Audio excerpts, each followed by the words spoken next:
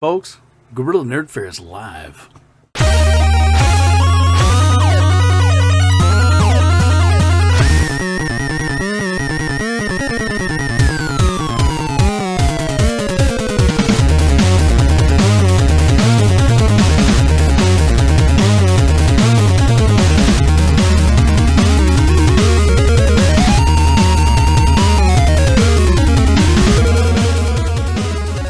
It's that time again, everyone.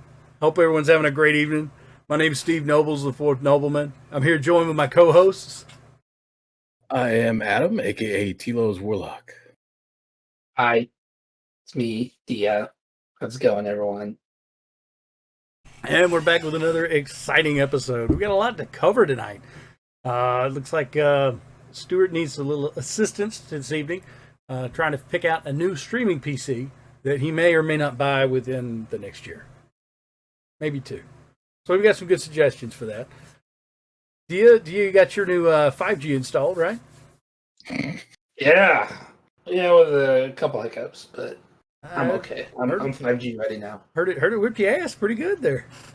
Are those hiccups literal or figurative? You know what's funny is it's actually not a symptom that's talked about a lot with COVID, but it's common enough that you can read about it.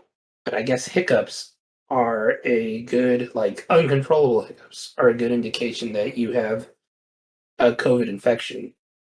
And when I was first infected with COVID in December, one of the ways that I knew I didn't have any of the other symptoms except for uncontrollable hiccups. And so I knew something was kind of wrong. So yeah, anyway. Vaccine has not given me hiccups, but it's given me everything else. I lost taste yesterday. Oh. Yeah. I got it back today, but I remember drinking cold water and it was just bitter. Even though cold is not like a flavor, but it just, I don't know. I couldn't taste it. I couldn't taste anything at all yesterday. I was burning up. I was delirious a little bit. Kind of passed out on the couch. I look like a fucking orangutan, guys. My man titties just hanging out, just sweating. It was all bad. Not a pretty sight. No, it was not a pretty sight. My FBI handler, guy whoever is watching me, hey Eric, was just it's all bad. Wait, who's Staghouse is here? Wait, what? Your handler. Oh, we named him in the first episode, man. Come on. Did we? Yeah. Listen to the recaps, bro. I work hard on this. I have to listen to the recaps. Oh man! Anybody watch Mortal Kombat yet? Whoop. No spoilers, man. Was it good? Oh, it's all right. It's all right. Better than Annihilation. Well, I mean, that's not exactly a high bar. Yeah. Let me ask you. Yes. The introduction of an original character. Oh. Yoda's name is Cole. How did that work out? Did you like it? Did you not like it? I've heard some things. I don't want to put any spoilers, but I've heard things. Well, they could have named him Gene Eric, if you get that. Put it together, Gene Eric. Generic. But it's funnier when you actually explained it. It's like I was like, why do you think I did that? Anyway. Oh, Meta humor. All right. Explaining the joke. It's already a good night. The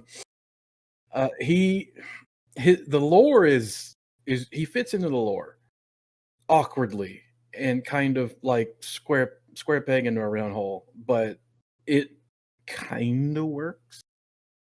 But I'll be honest, the top scenes were with Scorpion and Sub-Zero. How the movie opens, you can see the first 7 minutes on YouTube. I did see that, and wow. Yeah, it's good. That portion and those portions of the movie are good. And just to warn you, those portions are few and far between. So your mileage may vary, but if you like gore, and I'm talking like good gore, like this is good CGI gore, and great fight scenes. Okay, a few great fight scenes. Some of them are kind of cheesy, but I mean, it's Mortal Kombat. It's cheesy, but if you like good fight scenes and gore, it's good for at least a watch. I don't know if I plan to watch it again, but it was definitely better than Annihilation. I'll give you that. And it does Sub-Zero and Scorpion better than the original 1995 movie did. So I can recommend a watch. I don't know if it's going to be anyone's favorite. Heard Kano stole the show. Kano was good. He basically ridicules the whole movie. There's a lot of breaking the fourth wall, which isn't really a spoiler. He's just really good at it. It's imagine Deadpool as Kano, and that's what you got. So, what happened to your room, Dia? Suddenly went left to right, right to left. I changed. What are you doing? I just changed. I horizontally flipped source. Oh, okay. So now your left side of your room is your right side of your room, and your right side of your room is the left side of your room. Okay.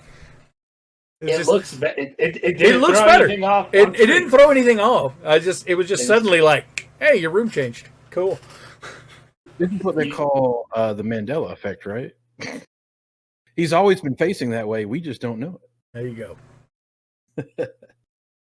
But yeah, so Mortal Kombat, I'll give a crooked thumbs up to. Not a repeat watch, but definitely was worth the hour and 35 minutes I invested in it.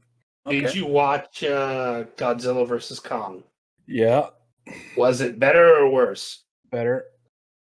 It was better than Godzilla vs. Kong, in my opinion. Now I'm old school Godzilla fan. I prefer men in suits. Rubber suit. Yep. But I also like the Super Sentai series, so I may not have good judgment in that realm. Wait, what now? All right. Isn't that them Power Rangers? Japanese Power Rangers. They're all one and the same now, but like the originals were different back in the early '90s when they were co-opted by Fox Television. Okay. Well, all right. I haven't seen it yet. I haven't seen either one. Well, no, that's not true. I did watch Godzilla vs. Kong, but I was only partially invested. So, but I haven't seen Mortal Kombat yet. I do plan on sitting down and watching it at some point. I just don't know when. Do it. I'm not. Does it leave May 30th? 31 days on the HBO Max, and then you have to rent it. I see. Okay. All right, then yeah, I guess I'll watch it before then. I'll be honest, I'm much more hyped for like Suicide Squad and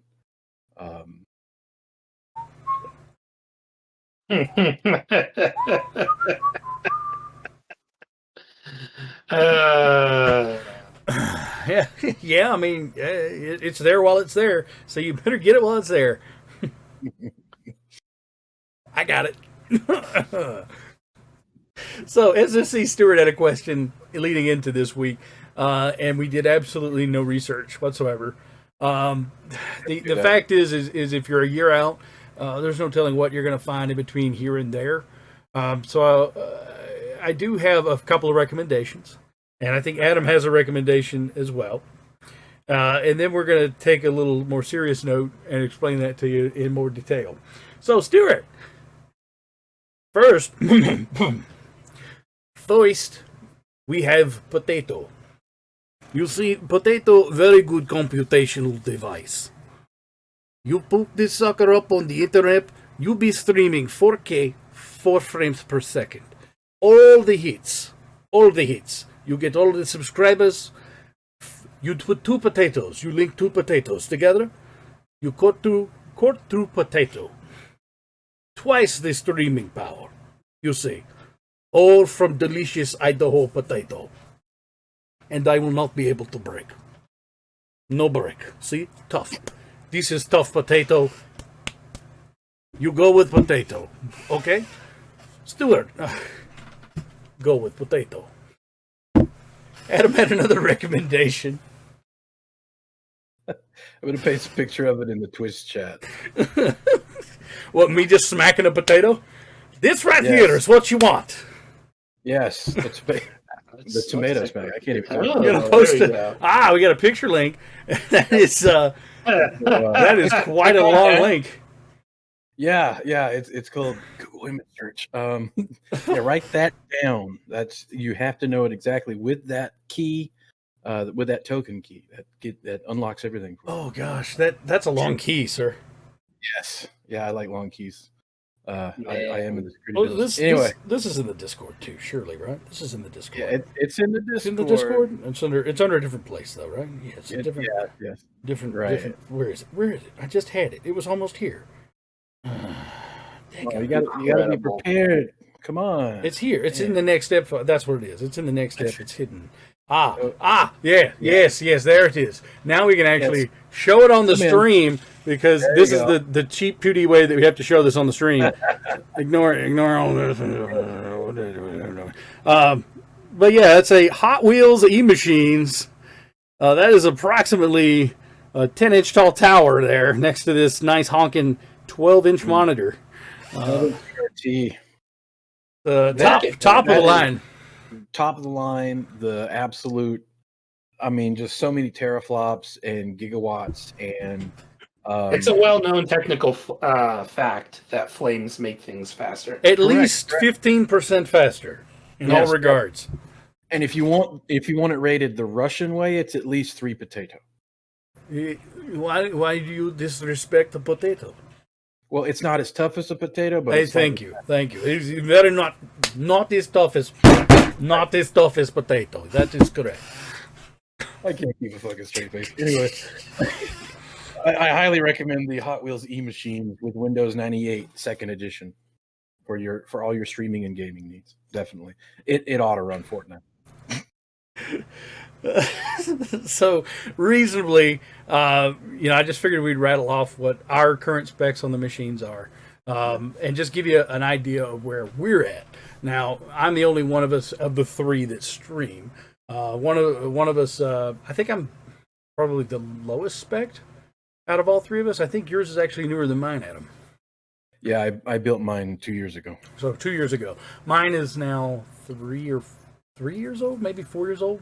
So I guess I'll go first since I'm the slowest of the bunch. So I'm running on an Intel Core i7 7700K. That runs at 4.2 gigahertz. I'm running 32 gigabytes of RAM. And I'm also running a GeForce 1080 GTX, which was amazing at the time. And for all intents and purposes, I'm surprised it still holds up. It's still holding up. I'm pushing okay with Fortnite and the stuff that I do, the stuff that I play. Tetris Effect does skip a bit, but I also found out that I can't operate a stream and a Plex server at the same time. And I discovered that late Thursday, I think it was. I discovered that. You discovered that? Yes. So that was a bummer. Middle of Fortnite, all of a sudden everything goes to 15 frames per second midstream. We got to fix that. So I ended up investigating it, found out Plex needs to be moved. So I got to get Plex off of this machine onto another machine. But that's a minor annoyance. How about you, Adam? What are you running? I am running a AMD Ryzen 5200 6-core at 3.8 gigahertz per core. It's got 6 physical and 6 virtual for 12 total cores. And I actually built my machine for music production.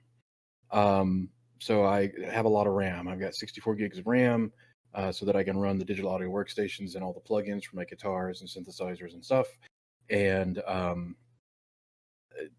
really, honestly, for streaming, you're going to need a better video card than I have. I've got a 1070 GTX. I'm going to be replacing it this year with hopefully a 3070 if they ever become available again. Let me know when you find those. Yeah, if I find one, I'll just go ahead and buy everybody one. But you'll have to pay me back. You take payments, right? Is my credit good here? Well, yeah. We hold up the pirate cup. Yeah, so I can just go download a video card, right? Yeah. So I don't have quite a good video card, but the RAM and the processor makes up for it and kind of helps the 1070 keep up. I'm able to run most things, including Fortnite, at 144 frames a second, which is my monitor refresh rate. And I have a huge ass monitor for having multiple windows on the screen, digital audio workstation, guitar plugins, and all for my DI boxes and crap. But but highly recommend you focus on RAM and processor speed because that'll help your streaming a lot more than well, it'll help your streaming keep up with your video card. So maybe a Ryzen 7 or Intel i9, something like that. Diaz might be the newest out of all of ours, isn't it? He's the newest and fastest, so go ahead and do a little braggadociousness. You guys are silly. Yeah, I built my PC almost a year ago. But before that, I was using my other PC. I built that in 2015, so it was a long time coming. But I started from scratch with this build, and it's got a i9 9900K inside. It's got 32 gigabytes of RAM at 3600 megahertz. It's got 2 terabytes of M.2 storage. It's got a 2080 Ti as the graphics card. And yeah, I'm trying to think of all of the really big specs, the stuff that actually matters, because all the other stuff doesn't really matter. But yeah, I mean, it's a great build. I only game on my PC. I really don't do anything else with it. Occasionally, I'll watch YouTube and other stuff, but 99% of my PC time is gaming. So I just needed something that would work with basically every game that I played, and I wouldn't run into any issues. And it was kind of weird with when I did this build because I had been at home. I wasn't working at the time. I was getting paid, but wasn't working, just sitting at home all day, not doing anything. And I had kind of read online that graphics cards were starting to dry up because my initial thought was to wait until NVIDIA launched their new series of cards before I built a machine, and I'm glad I didn't do that because I've been trying for the better part of 6 months now to get a 30 series card, and I've got one out of a numerable amount of times that I've tried to pick one 3070. I have not been able to get another 30 series card in that single time. So Wow. yeah, and I've gotten a lot of other consoles. I've gotten the Series X Xbox. I've gotten the PS5. But I have not been able to get my hands on a 30 series card and some of the new processors, some of the new AMD processors and AMD cards. So yeah, I kind of built when things were available, and it's worked out. I wish I had a 30 series card, but the 2080 Ti works more than well enough for all my needs. So Yeah, it's a modest boost, I hear, from 2000, the 2070 to the 30, whatever it is. Now, the 3080 blows them all out, but good luck. yeah, the 3070 compared to the 2080 Ti is pretty darn close. The 2080 Ti I think edges it out just a tiny bit in older games, and then the 3080 blows both of them out of the water, even though it's got half the memory. I have gosh, what do I have? I have 12 gigabytes. Well, no, not half the memory. I have 12 gigabytes compared to a 3080's 10. Okay. And the 3080 is still just insanely good as a graphics card. And now they just announced a 3080 Ti, and they can't keep 3080s in stock. So Right. SFC Stewart's asking, do you ever get lag on any video games? I know I do. Lag, no. But I play a lot of first-person shooter games and just first-person games in general. So my whole deal is trying to get as many frames as possible. I don't want to say I'm like amazing at any game that I play, but I'm pretty darn good. I'm pretty competitive. Like I play a lot of the new Call of Duty game. So when I'm playing that, my main goal is to pump as many frames as possible at 144 hertz. And so I'll turn down some settings. I don't have like I don't have ray tracing or anything else on. I think the most demanding game I've played on my machine so far has been Cyberpunk, and that was when it first came out and was just kind of unoptimized and all over the place. Mm-hmm. But basically everything else that I play on this machine is destroyed. So it works. It works well. 1440p is kind of the new, I would say, graphic standard or resolution standard that most people should be shooting for, and this choose 1440p pretty well. So yeah, my the 1070 keeps up with 1440p, but I'm not turning everything to ultra. And I'm mostly single player gamer, so I see the value in ray tracing because again, ray tracing is something you don't really want to put on a multiplayer game or a game that you're trying to get lots of frames out of. I can handle 60 frames a second if ray tracing is on, but I will be honest that having it 144 hertz just is amazing. I love it. yeah, yeah. The faster refresh rate is almost more important to me than almost everything else. But it depends on the game that you play. Yeah. I think it's a diminishing return if you're playing a single player game as opposed to if you're playing a first person game, and it actually might give you a slight competitive advantage. And I don't know if that translates well into Fortnite or not, because I've never really played Fortnite, but to me, Fortnite's not incredibly intensive. It can be if there's a lot of stuff going on at the same time. A lot of people gathered together in the same area, but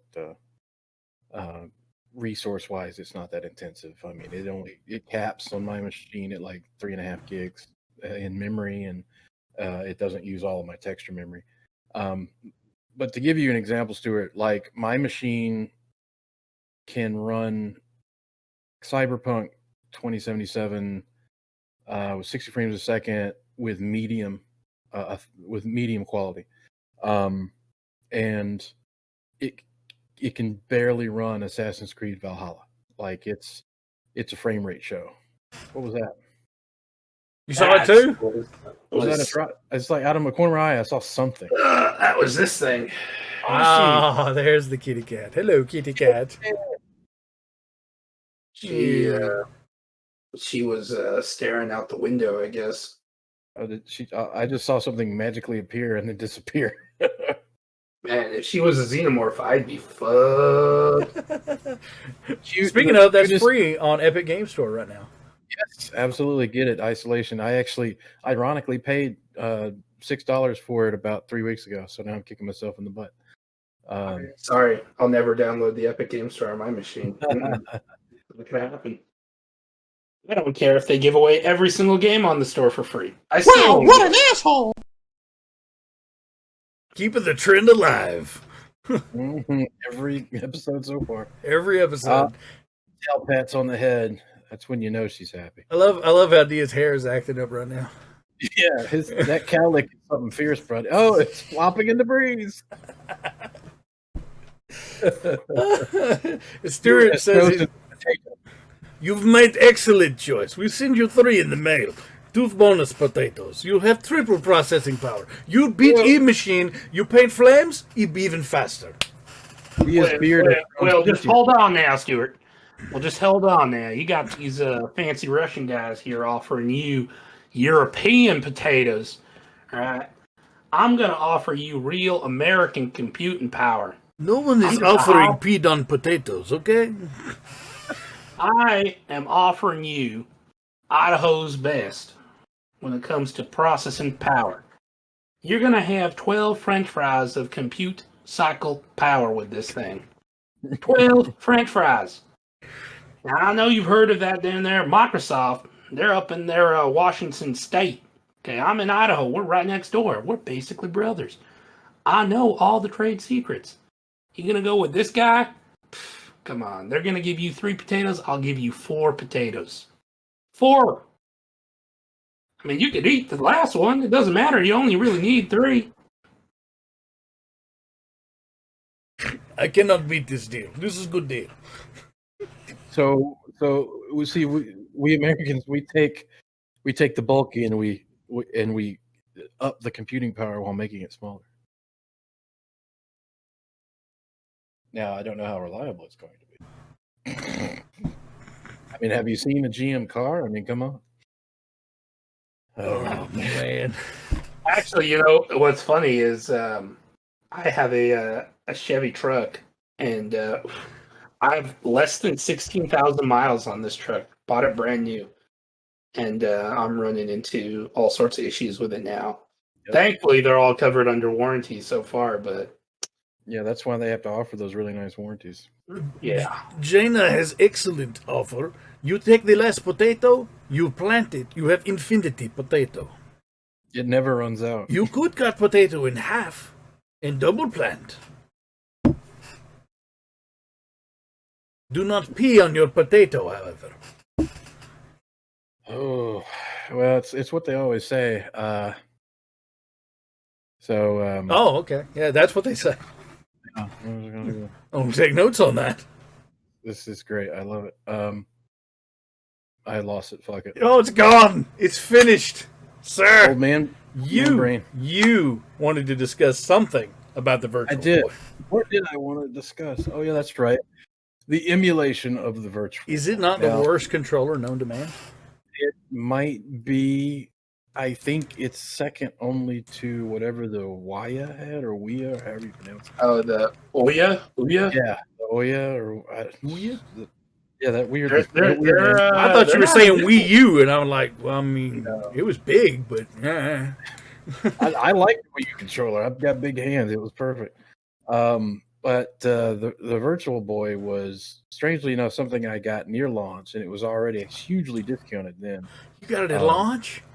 Not at launch. I got it near launch. It Oh. was about 4 months later when it was about, I don't know, a fourth of the price it was when it released. Was that when you got it?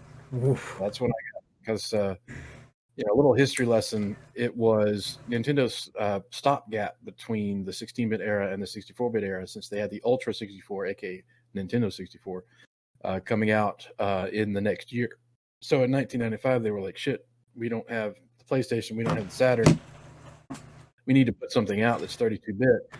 So Gunpei Yokoi, the father of the Game Boy, said, well, we're working on this virtual reality technology, which was basically just a technology that was originally offered to Sega, who said, nah, we're good. So Gunpei Still to the date, Sega's best move ever. Yes, surprisingly enough. Just we won't go into the rest of their great moves, but so this thing comes out and they launch it with 3 or 4 titles. I think overall in the U.S. there was about 6 or 7.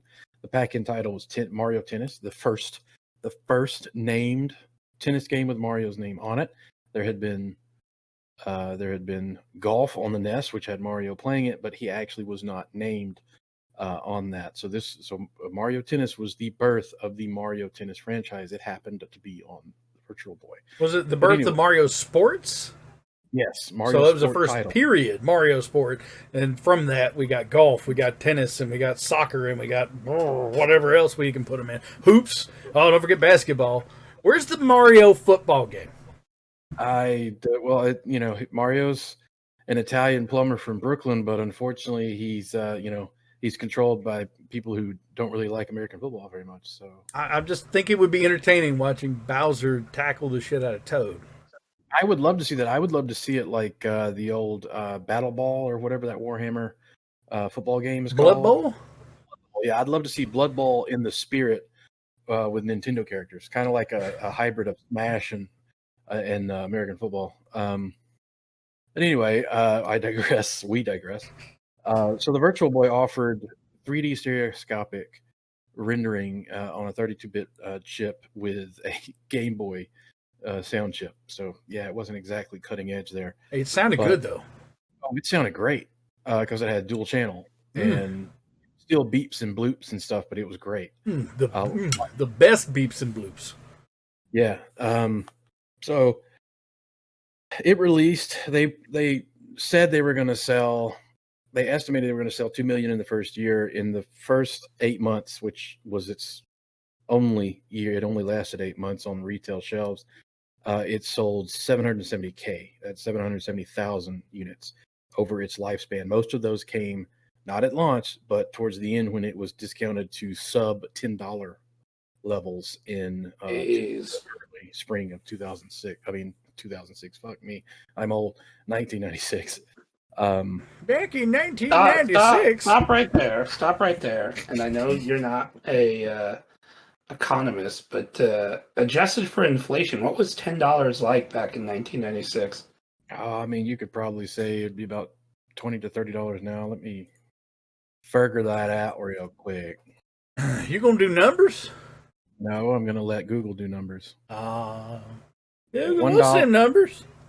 $1 in 1996 compared to today. So man, I don't get this fucking shit. There we go. I'm an old man. $17. $17. So that's Yeah, $1, right? Yeah, I think when I got it, I paid $30. No, that was $10, Steve. $10. Oh, okay. Yeah, 17. 17. Yeah, I don't do explosive math. I think I have a sound for this. Where is it? Where is it? More somewhere.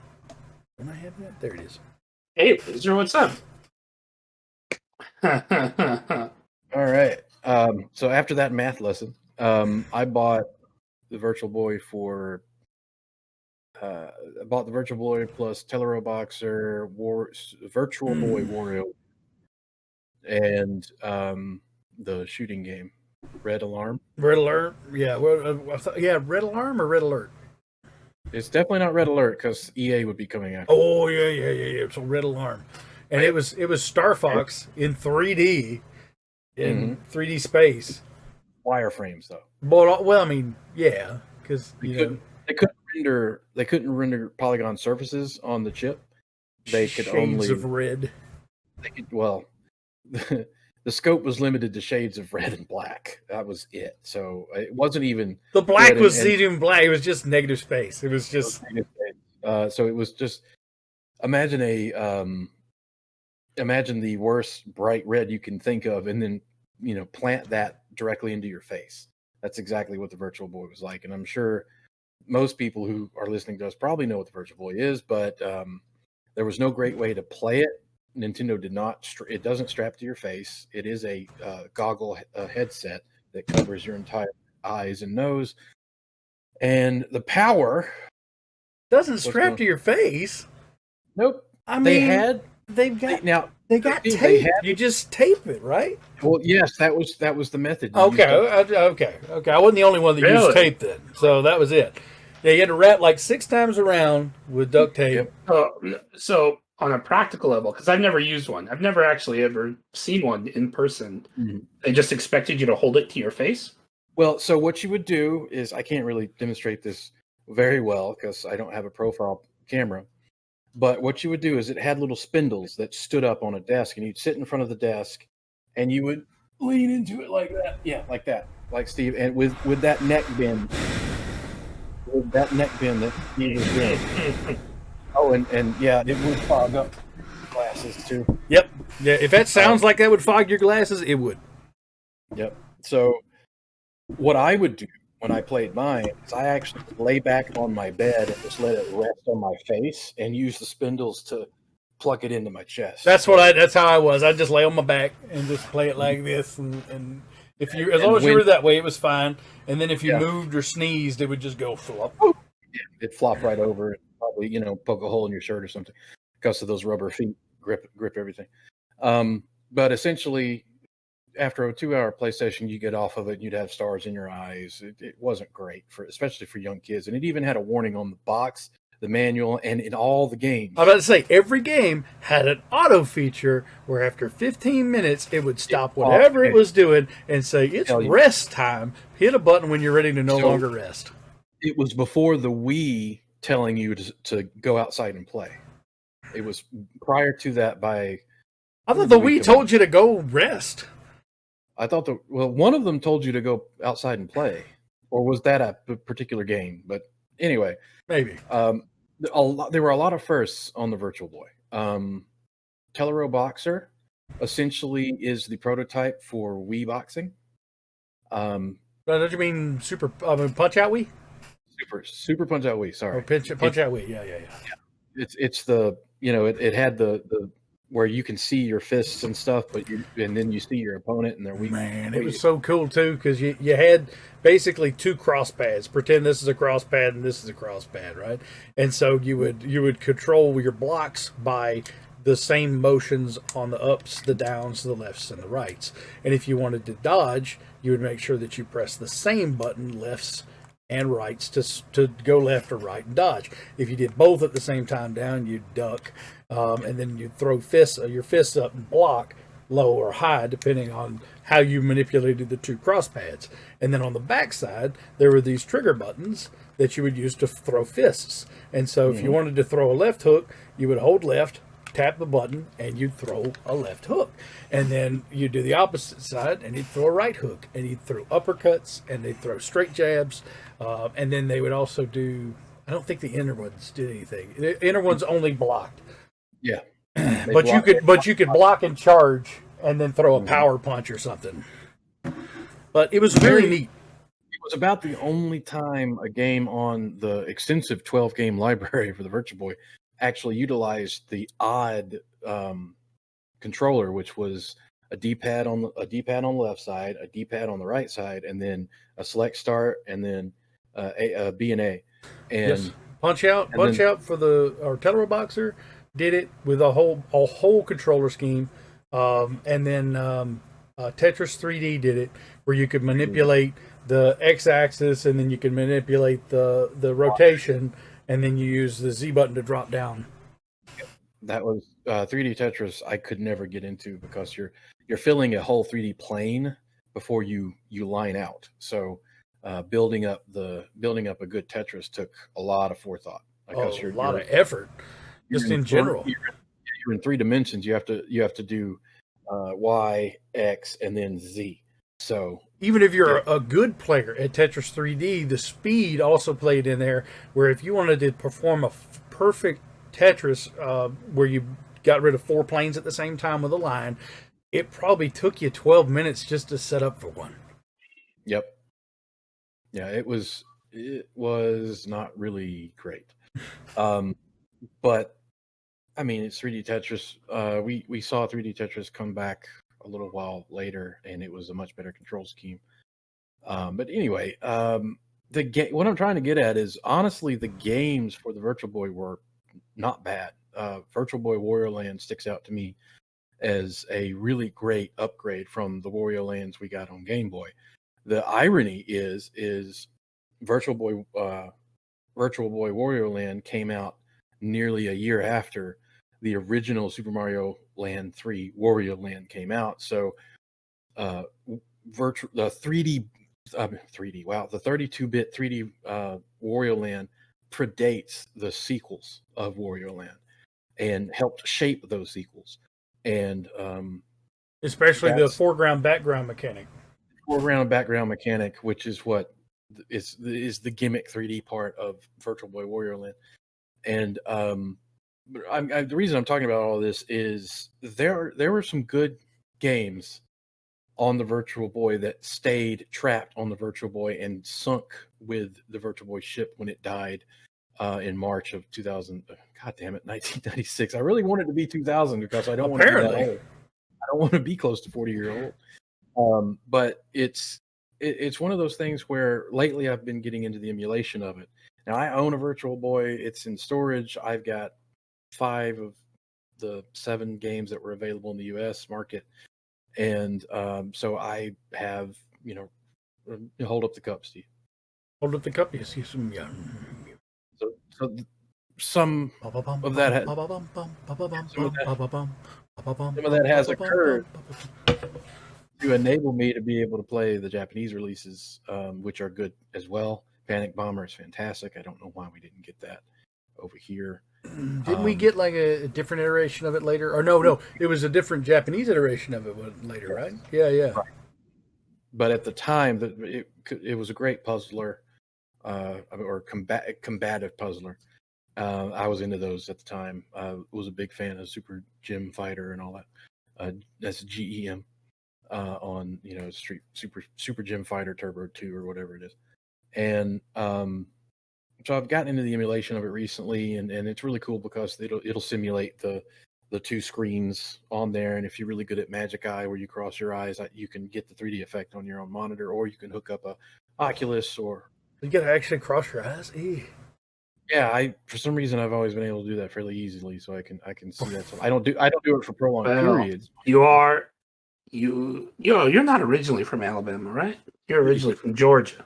No, I'm originally from Alabama, and hey, that makes sense. Well, that explains a lot. Yeah, that does explain a lot. But see, this is all fascinating to me. You'll notice I haven't said anything. Nothing, basically, because you were born after the Virtual Boy released. It makes sense, You're a little kid. What? It's cool. No. Oh, I just wasn't into.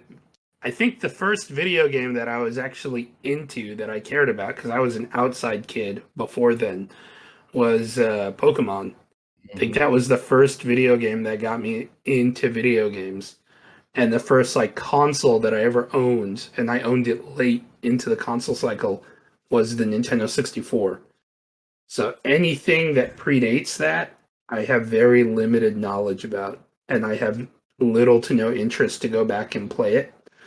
So, yeah, it's I know about these consoles, but it's all ancient history to me. So, yeah. Well, this console that I'm referring to was niche for guys like me. They were niche. Now, me and Steve were Super Nintendo fans. We were going to get this regardless of what it took. Unfortunately, I was also a 32X purchaser, so we won't go into that. But hey, the 32X is okay. All right, I'll give you that. Yeah, I mean, it was a Knuckles Chaotix. That's there. I said it. Knuckles Chaotix. That was probably the last okay Sonic game for a long time. But again, it's a very niche kind of thing, right? It was kind of 8 months in a video game life cycle is a drop in the bucket. It's not going to make too many waves, and everybody just remembers the Virtual Boys being a utter complete failure. But it did a lot of things right. Did a lot of things wrong, but it did a lot of things right as well. And I was surprised to find out that there's actually a pretty decent homebrew community making homebrew ROMs for the Virtual Boy. And all of the ROMs are available and considered public domain, which I highly doubt.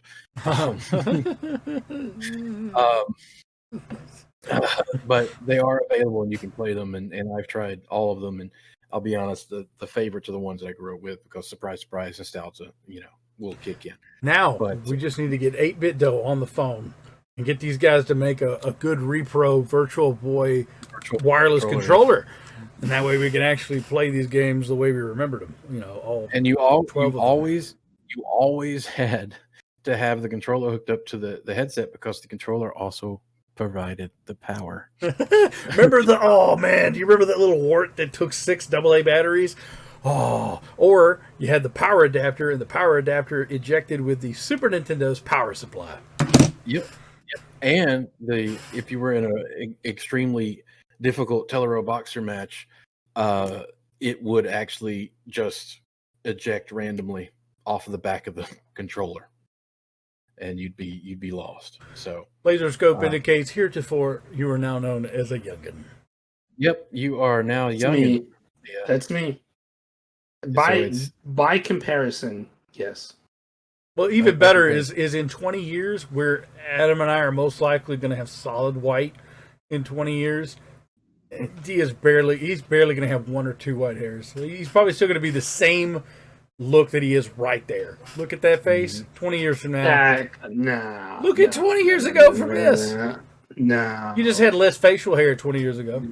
No. You were a little bit smoother, less rough. Yours isn't even running anywhere. No, it looks about the same as when we gave this up a few years back. If you are near, I will eat you with potato. Yes. I've seen Steve eat a whole pizza, so fold it in half and just record time. Now you gotta remember, us Bama boys have these things called strombolis, which is a medium pizza rolled up, and we just eat that just Nom nom nom. Hungry Howie's, man. Oh God, Hungry Howie's. Yes, Hungry Howie's. Best, Taters. cheapest pizza. It makes Little Caesars taste like cardboard, which Little Caesars always tastes like cardboard. It's so weird that Nintendo, for how successful they've had so many weird consoles that have not been very successful, and they've bounced back, because that would be a death knell for so many other companies. I think Sony had one really floppy console in the last 10 years, and that was the Vita. And I wouldn't call that a failure, though. The Vita was quite successful. It just because it didn't hit the way that the PSP hit, they just dumped it. I felt like they dumped it before it had a chance.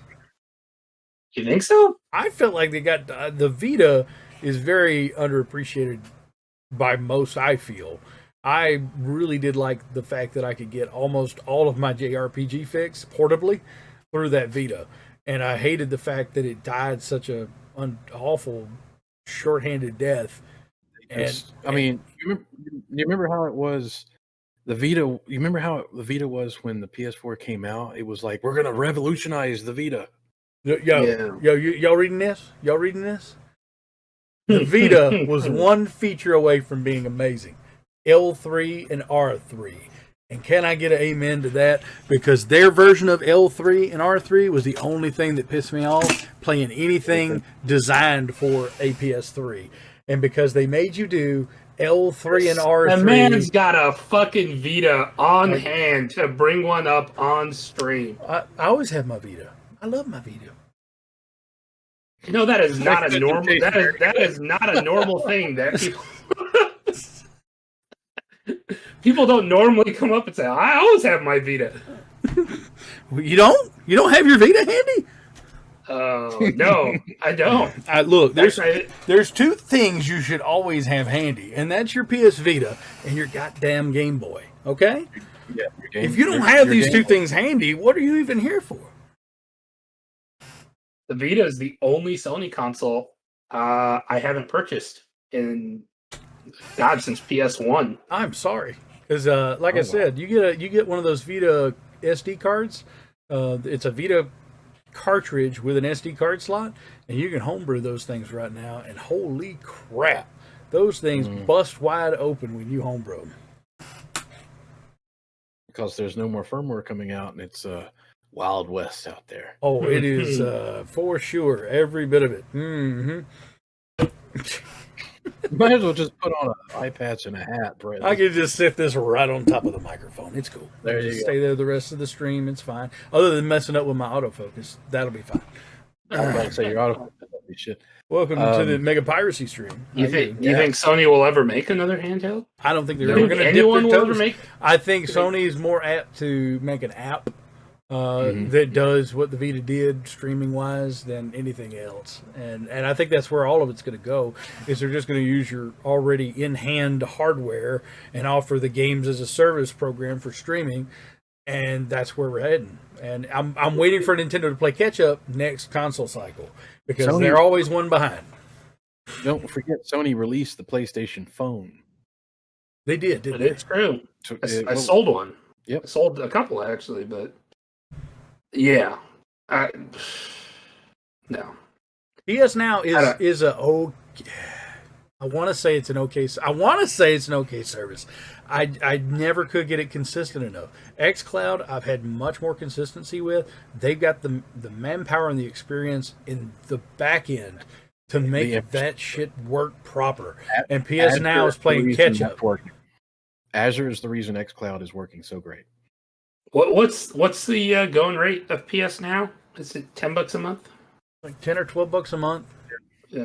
And I think you can do an annual and one 15, shebang, and it's cheaper. 15 a month. 15? Wow. I thought it was $11.99. Holy shit! Isn't it cheaper if you do the whole year in one shebang? I don't know. Like $100 a year. Whoa! PS Now is only now 1080p compatible this week, according to Laser. Jesus. And xCloud's what? They're able to run 4K, right? They run 4K. I think it runs better at 1440 than it does at full 4K, but it can do 4K at 60. And I spoke on it before, but the games that run on xCloud that struggle and crash frequently don't seem to have that issue on cloud. It's because they're not running on actual Xboxes; they're running on dev kits. PC, yeah. Mm-hmm. Which with the architectures as they are now, both PS and Xbox are you can dev on them from a normal PC. You just have to have the right SDKs. But it's wild because we used to get pictures of the dev kits and stuff in all the magazines, and now the dev kit is a software package. Man, it's amazing what they've done with emulation in the past several years. I think my most amazing thing that I've discovered was that Super Nintendo ROMs can be injected with MSU content.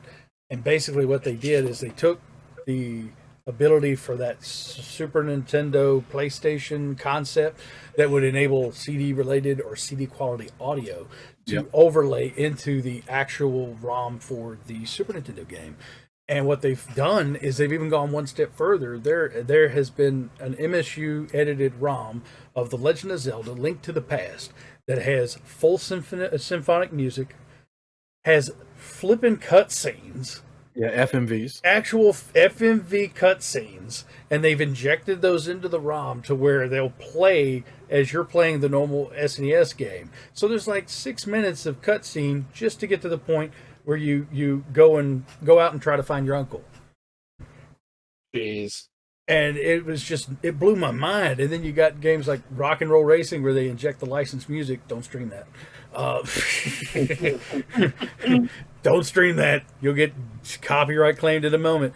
But they actually put the legit Black Sabbath and sounds and music in on the game. And it's flipping blowing my mind that you can do this with games like Chrono Trigger and Replay, and Street Fighter can have updated music and you can play. Mario Kart has the Mario Kart Wii soundtrack up to now, and I think they're working on getting 8 Deluxe's music in there. It's just, whoa, how? Yeah, it's insane. It's like the Virtual Boy homebrew market. I played a couple of public domain homebrews that are just, it's insane what people are doing in the homebrew market. And when you demoed the MSU stuff to me a few weeks ago, I was just blown away myself. I was just like, holy crap. This is what I imagined the PlayStation, the original Nintendo PlayStation to do, and because I figured it'd just be like Sega CD. You'll get CD quality audio with, SNES level games. And that's exactly what happened. Eventually I thought maybe they might actually use it for a game console similar to they did to the disc system with the Famicom. But that never panned out, and they tried it again with the N64 and failed again. So I guess that's that for the disc. But just emulation in general blows my mind. People are way smarter than I am. That's for sure. I'm constantly just in awe of what's done with the emulation, especially from people who never really even play these games as kids, are coming in here with their skills and making these games better and making them enhancing these games for people like us who actually want to play them.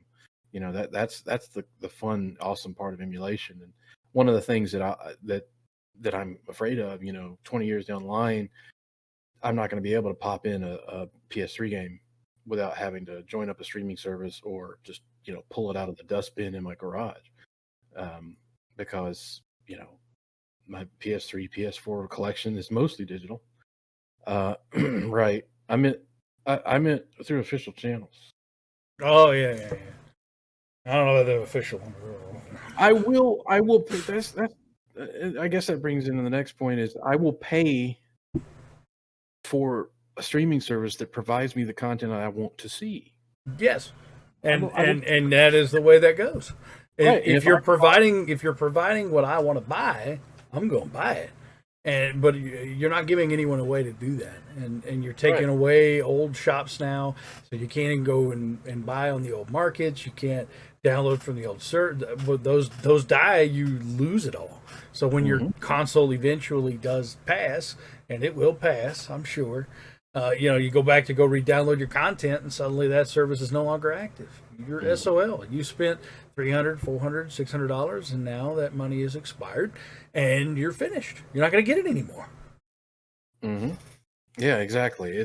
I absolutely agree with that sentiment. Mm-hmm. And that's that's why I say if you really like a game, get a physical copy. And make sure it's a physical copy that isn't just a fucking Steam card in a box. Yeah. You got rope-a-doped. It's funny that I don't care about that at all when it comes to PC, but with console, I'm very, very, very strict about buying as many things as possible physically. But that in itself presents a problem because you can only have so much room for so many physical games. Mm-hmm. And in my schedule, I don't play anywhere near as many as I should. So yeah. So when the eventual sale from Stadia to one of the bigger competitors occurs, do you think that's going to become potentially a realism that they're going to actually have that Stadia where you buy the games through the cloud and they stay through the cloud and they stay active forever?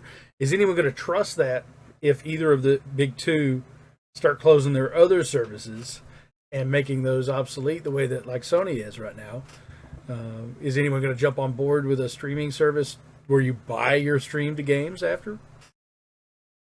I don't. No. The only way I would ever jump into a streaming service at all is if games that I actually wanted to play were available day one. And so far, that has not been the case. Yeah, mostly it's indies and games that were popular a couple of years. Yeah, after the 2, fact. 3 years. Yeah, it's like Days Gone is getting added to PS Now, and then also going to PC, and then going to PC. Yeah, but it's on PC right now. It's been out for what, 2 years? Which means you're going to get a fully patched functional game. Fully patched functional game with hopefully, but they're still going to make you buy the DLC. Oh, that's almost as bad as Control. Well, I mean, it's the same thing as oh god. I like how you just like, wait a minute. Okay, you brought it up. You done it now, Steve. Don't worry, I have potato. We throw. If there was ever a game where DLC was required and overpriced for what it accomplished, that's Control. You need the DLC to have a complete game experience. It's fucking ridiculous. But anyway, but you gotta have the DLC on the platform that you bought it on, and no cross buy. Did you hear the recent thing? They pulled that content from Steam and made it so that only the extended enhanced editions stuff was available. You couldn't get the old edition anymore, so they manually obsoleted the old version and sunset it, and taking it away from the consumers to be able to complete their original game, all in lieu of getting this new complete definitive edition, the game of the year, and that's the only way you can get it. See, for those of us who are watching and they don't know, could you explain what you're talking about? So the team behind Control on Steam, they pulled just in general around Control too. So the issue with Control was they started their development cycle in between platforms. So this was around the time where their development cycle started before the 5 and the Xbox Series X released, but they were in known development. So they had not developed the game specifically for those consoles. They did develop them for the PS4 and the Xbox One. They produced those games were released, and around that same time, there was also promises that they would be releasing definitive edition, an enhanced edition that would further implement the hardware advances for the PS5 and the Xbox Series X. That was met with mixed results when they announced that at first the expectation was if you bought the original game, it would be upgradable. They had a whole upgrade path that was going to be potentially possible for a series of games that if you bought them late in the console life cycle of the PS4, late in the console cycle of the Xbox One, they would have an upgrade path where you would automatically get the enhanced game as a measure of goodwill towards the consumer. Thank you for buying our product early. We want to reward that, and so that's what they tried to do. Most followed through this. Control's development team started to, I believe they had actually indicated they would be working on that, and then just before it released, they turned around and says, "Oh, you know what? Yeah, unfortunately, we can't make that happen. You're going to have to buy this version of the game now. If you want to play it on your enhanced console, you're going to have to buy an upgrade to that game. You're going to have to rebuy your game." That made a lot of people mad. I think they ended up still doing. They ended up doing a certain upgrade path for consoles, but on PC, the original game was available. The original game's DLC was available. All that extra add-on content was in that infrastructure, and then they also turned around and implemented the enhanced versions of those, and 2 separate buys. They didn't link intrinsically. They didn't update intrinsically. This is a world where we went from Skyrim. We went and did Fallout. Granted, those are 2 examples specifically from Bethesda, but every piece of upgrade path that they took, when they added mod support, when they added the legendary editions, when they added the Game of the Year content, it upgraded and worked in the consumer's favor, because if they bought that game at any point, they got that whole game. And that was that. Control did not do that. Control ended up taking their original content and selling that content actively, and then suddenly they told Steam, we want that content off. They took that content off. They replaced it with the Ultimate Edition, which got the enhanced version. So the Ultimate Edition, I'm reading now, it looks like LaserScope says they want to say it was Control Ultimate Edition only got the enhanced version free. So yeah, if that was through console, that's right. So $100, $99.99. So if you did that enhanced Ultimate Edition, $99.99, you got the enhanced with the upgrade path. And anyone that didn't do the enhanced upgrade path, well, screw you. And so they did this with console. PC just got the flat shaft and said, no, you got to buy this way. And so people caught Control while it was on sale. I think it was on sale as little as $8 or $9 at one point, which locked them into that version. And then to go into the enhanced edition or enhanced version of the game, they couldn't do that anymore. So they couldn't buy DLC for the version they had because they removed it. They couldn't buy the DLC that's listed because it's made for the enhanced edition. And then they just took it away and said, they'll deal with it. You got to rebuy the game. What are you going to do? Yep.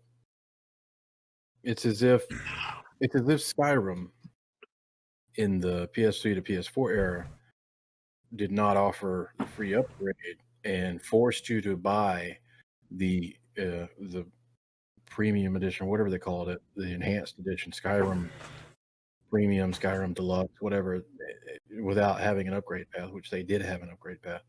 It's insane. Now, granted, I've bought Skyrim like 8 times now, or 20 times. I spent way too much money on that fucking game. But you're attacking me right now. You hear me? I feel attacked. Yeah, well, if you feel called out, that's on you, not me. Oh, the potato is ready to fly. This whole show is going to be clips of me with this fucking potato. I know. I'm going to make a potato clip. That's just you doing this with the potato constantly. No words. Potato waggle montage. We'll play the Russian or the Soviet Union anthem while we. La, da, da, da, da, da. Yeah, and the shitty part is I really want to like Remedy games because I love Alan Wake. It's one of my probably my favorite of their games that they've ever come out with. But between Control and the game that they released before that, I can't even remember the name of the game they released before that. God, it's just I don't know. They've been making some really terrible decisions. Blows my mind. Yeah, are they a Sony studio? No, they're their own studio. I don't think they're owned by anybody. Not for much longer. Yeah. I don't know. I'm frustrated with the nature of games nowadays. Remedy? Remedy. I think they're their own.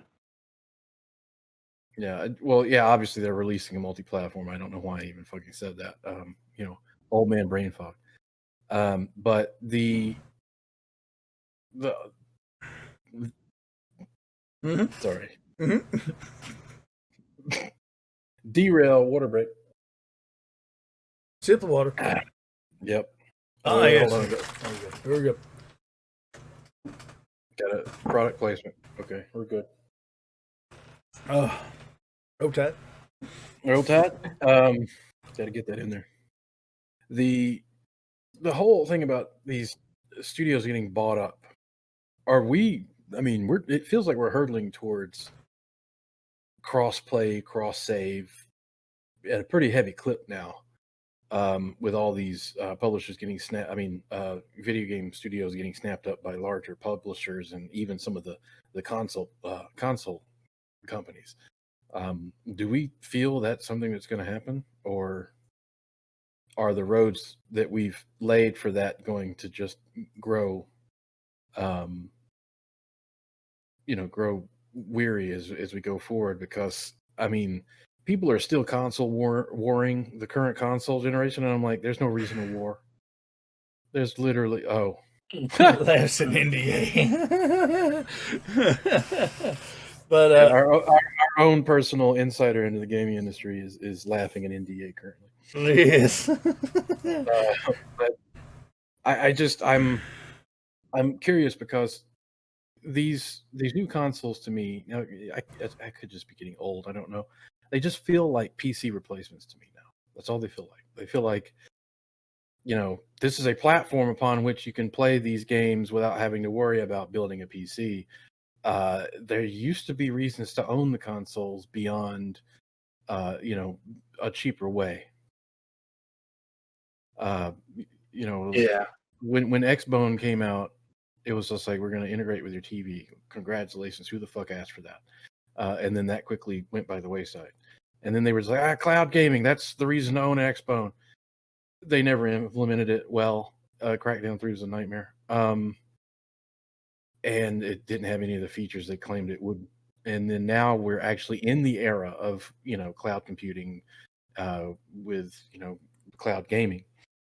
And at this point, I mean, your point of access, does it really even matter anymore? Your point of access to a game? Or will it matter much longer? You're still signing into Minecraft on your Switch with a Microsoft account. This is true. Yeah, I don't think it'll matter much longer. I mean, the only reason I have a console are for console exclusives, and those are becoming less and less important, especially now that there are a lot of big console exclusives are coming to PC. So, do I want to wait? That's the question. You shut your mouth. Breath of the Wild 2 is going to be a goddamn masterpiece, and you will buy it day one. I will. I don't disagree with any of that. Okay. And that's why I have a Switch. But why you'll have the Switch too. I'm the kind of person that will absolutely buy a console and spend $500 for one or two killer games, but not everybody is like that, and I'm slowly growing away from. I bought a PS5 and I own one fucking game for the console, and I haven't even beaten it. So don't you have the instant game collection, Did? Don't you subscribe to PlayStation Plus? I do, and I have so many free PlayStation Plus games that I don't want to download, don't want to install on my 800 gigabytes of limited storage, and even then, I'd rather play something on my PC. So there's at least 4 games starring Nolan North that you probably have that you'd want to play. Let's be honest here. Yeah, I don't know. I don't think it's becoming. I don't think it's becoming. It's going to be important for much longer. All of the big multiplayer games are either cross-platform or, they're just linking all of their multiplayer features among different consoles and services. So in the end, it won't matter. I think it all plays out. Do you guys recall back in the day when Super Smash Brothers was brand new? Do you remember the commercial for Super Smash Brothers on the Nintendo 64? Where all the peaceful Nintendo characters from all the universes are hand in hand. Me We're and happy. you, and you and me. Da-da-da-da-da-da-da-da-da-da. We're heading down that path right now. We got Sony, Microsoft, Nintendo, all arm hand in hand, you and me, and me and you. Da-da-da-da. And then suddenly PS5 is going to turn around and shake the fuck out of Mario. And then that's it. It's all going to happen all again. It's going to be a big bloodbath. Everybody's going to be swinging bats, fucking potatoes on people's heads. It's happening just like that. One's going to piss off the other. And then all of a sudden they're going to lock some shit out, and they're going to turn around and make it so that their version's superior. And then that's going to kick it off to where the next person's game's going to come out, but they're going to lock out any access for that particular console because fuck that guy. And it's just going to be biblical. And I'm looking forward to it.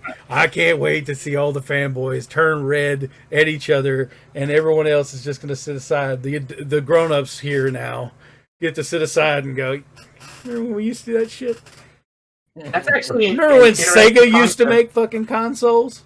Remember when we were all hardcore about that? Yeah. I think that's a interesting concept to think about, because the more time passes, the people who end up making the big decisions at these game companies are going to end up being people who are younger, people who had to live through all of these things, having a lack of content on different consoles, and might be more amicable to sharing that content between each other as they basically grow up and go through that stuff. And it'll be interesting to see how a change in leadership and a change of just age, what generation these people live through, actually, if it affects anything on the decision level on that side of the business. I think it will, but we'll see. Yeah, I mean, I honestly think that all the great games are coming out of independent studios or indie studios. You know, low. You know, all the games that are getting attention with streamers. You know, outside of what Epic's doing. You know, Epic's created their own, you know, whole infrastructure and environment to play in. But I think right now, the reason everybody's wanting to play Truce and Kumbaya is simply because it's like Steve said, there's no killer app. And when there is a killer app that's making a ton of money, people are going to start, you know, say, no, you got to use our platform to get to it. Now, in the future, I think that platform is going to be an account. You know, it's going to be, you have to pay Microsoft a fee. You know, so if you're a gold member of Xbox Live, you get access to Minecraft on whatever platform you want, as long as you're signing into their service. That's where I see it going. The whole pivot, games as a service, right? Games as a service instead of games as an entity, a physical or digital purchase. Right. And you're not paying to get Gears of War, the full experience of Gears of War, the next one in the series, or that next Call of Duty. You're paying that membership so that you can access it as part of that fringe service. So you get your latest and greatest Call of Duty through the stream, through the cloud, through the whatever. Software went that way back in the early 2000s with, you know, Adobe went to the CC route, and back when Macromedia was its own thing and not bought out by Adobe, you know, they went to the cloud to deliver the Flash and the Cold Fusion and all that. A lot of, you know, even fucking Outlook is a service now. You have to pay monthly to get access to these services and these applications. You know, and even some of the software that I use to make music with, you know, they have options where you pay a monthly fee and you have access to literally everything. So you don't have to pay for the individual plugins, but you have access to a compendium of plugins. And you download those plugins. You still download them individually to your computer, but you have to log in order to use them. They're no longer using dongles and USB keys, hardware keys, like they used to, that were attached to that particular computer. So you'd have one seat attached to that USB drive.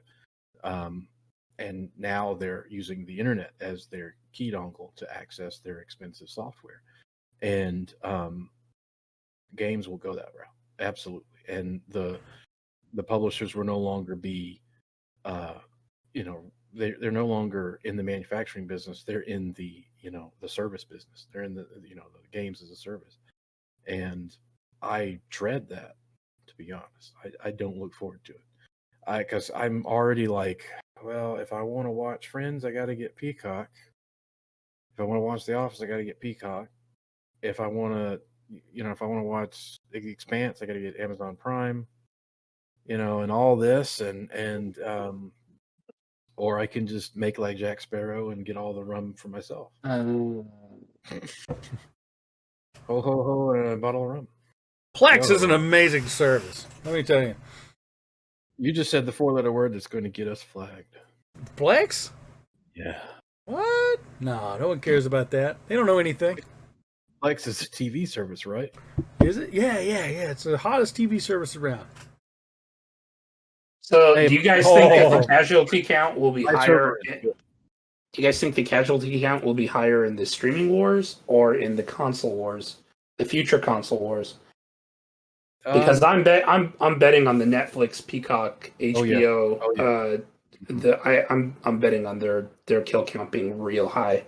Yeah, those are real high.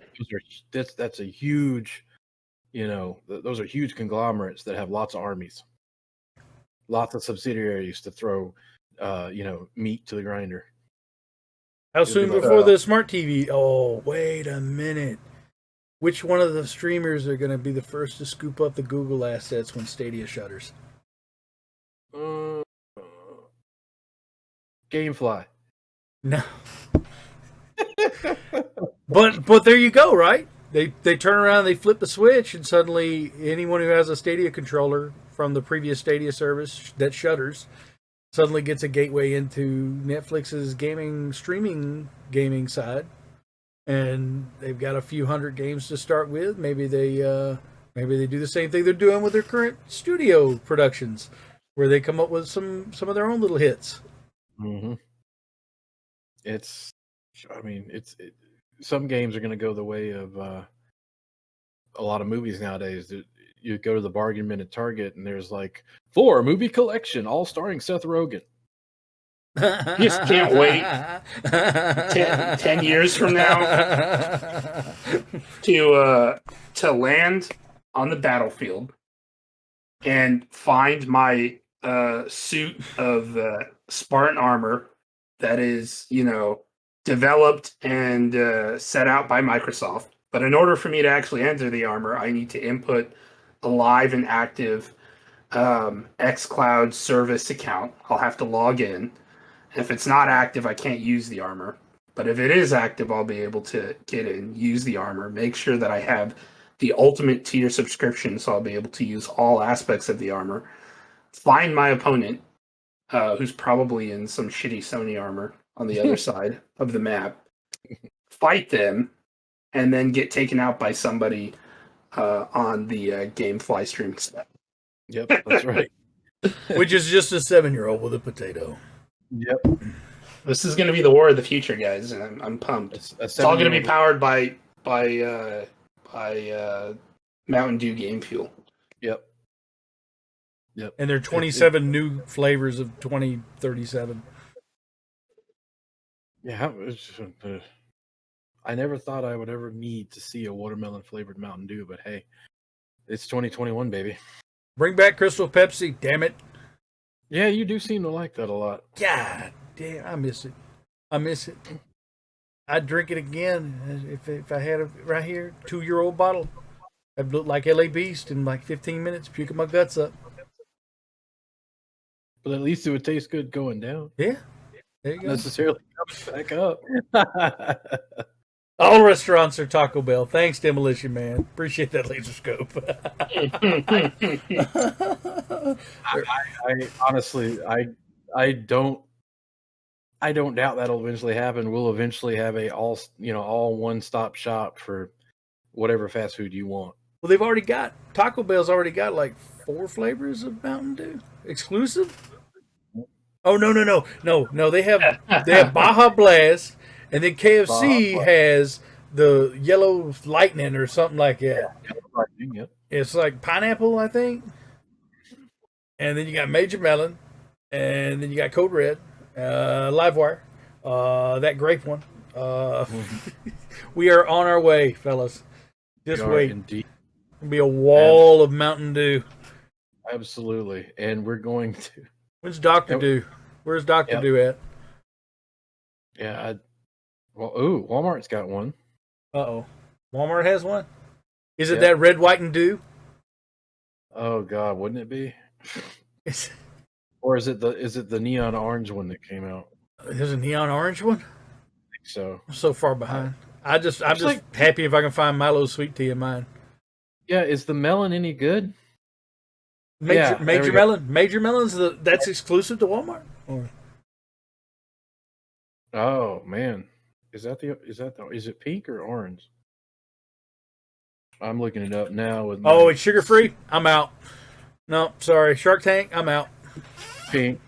I don't know colors. What do you think I am? Some sort of color guy? I don't see colors. I just got flagged.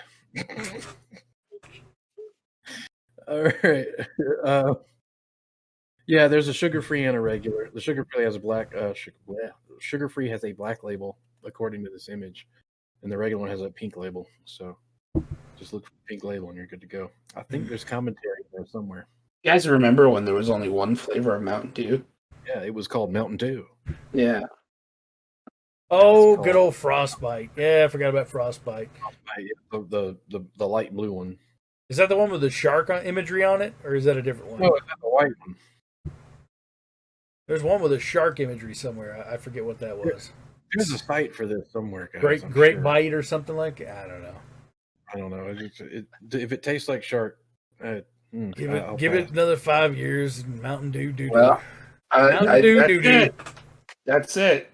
We've already figured out what the highest casualty count is going to be. It's not going to be the streaming wars. It's not going to be the console wars. It's going to be the Mountain Dew wars. It's going to be diabetes. The Mountain Dew wars is going to be the war to top all wars. You'll have to tell your ancestors which flavor you fought for, what side. That's a good question. Which flavor would you fight for, Steve? Oh man, I'd be a 70-something-year-old man, just shaking all the time. Back in my day, kids, we had something called Mellow Yellow. It made your pee-pee shrink, but it tasted good.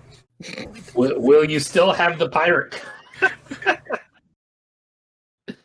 Oh, yep. It'll just be, he's not drinking out of it. It's just there for a fact. Good thing it's plastic. Right. Yeah. Oh, man. Speaking of favorites. Uh-oh. I'm going to segue since we've spent an hour and a half talking about video games. God. Why wouldn't we? Am I right? It's like we're nerds or some shit. So we talked about Mortal Kombat earlier, since we've gotten that out of the way. But I am reminded. Get near the end of the war, and the Surge people and Amped people find out that they're the same. They've been the same the whole time. There's an Attack on Titan reference somewhere in here, and I'm sure Dia can put it all together. He was like, I don't know what the fuck you're talking about. I'm just going to giggle.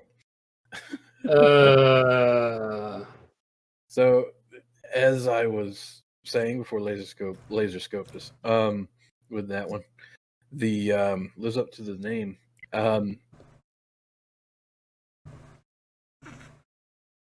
We still have sound effects. That's nice. Yeah, we still got sound effects, man. I just haven't been using them as much. I can't use the Independence Day theme. I got flagged by Fox multiple times. Wow. That video. Even 2 seconds of that gets you flagged. Yep. As that waveform comes in, boom, you're done. Yep. So, watching Mortal Kombat, I was reminded, because the fights in Mortal Kombat are choreographed excellently. They are very entertaining fights to watch. But that went me down a tangent on what is.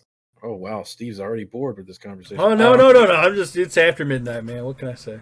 After midnight. Okay. Eric Clapton reference. Yeah, I have to say these things because people don't know. We're going to let our potatoes hang out. Yes, let them all hang out. What would you say is your favorite fight scene in the movies that you have watched? It doesn't matter what kind of movie it is. It could be anime. It could be TV show. It could be whatever form of media you've seen.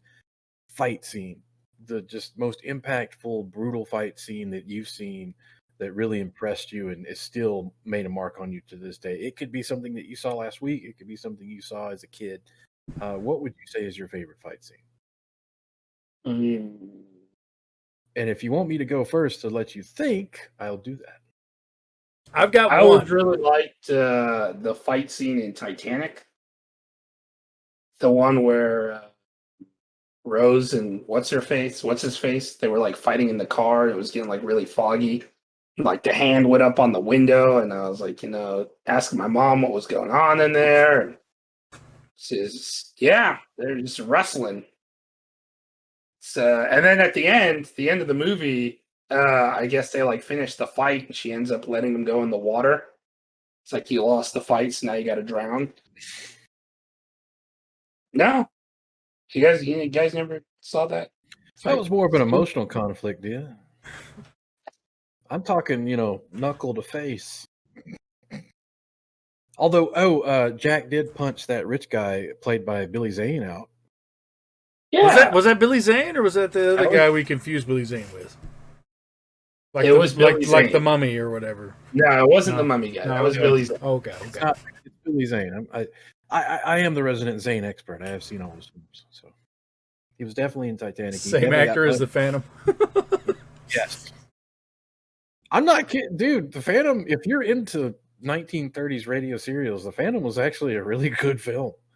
But it's much better than The Shadow with Alec Baldwin. But we won't go there. Or, God forbid, Dick Tracy with Ned. It's not Ned Beatty. That other guy. Warren Beatty. Ned Beatty is Dick Tracy. I'd love to see that. He's just like, who the fuck are you talking about? When are we getting that remake? Dick Tracy? Yeah, let's do it. Holy crap. Beatty. There's so many old guys right now that were popular back in the 80s that it's like, yeah, they're a little too young to be in that. Now? Shit. Perfect to be in. Absolutely. So mine is the alleyway fight scene in They Live between Keith David and Roddy Piper. It goes on for like 9 minutes. 2 wrestling moves are used. That was a requirement for Mr. Piper and John Carpenter. John Carpenter hired Roddy Piper based on his TV show that the Piper's Pit that he ran on WWE every week. But They Live was a fantastic movie. But the fight between Keith David and Roddy Piper, the whole point is this random dude shows up. Roddy Piper is just like, you need to put on these sunglasses because you'll see, what's really going on. People are aliens and all that. And the other guy's just like, no, I don't want to. And then he's like, no, I'm going to force you to. And then they fight for 9.5 minutes. It's about that. And they beat the shit out of each other. Oh, it's awful.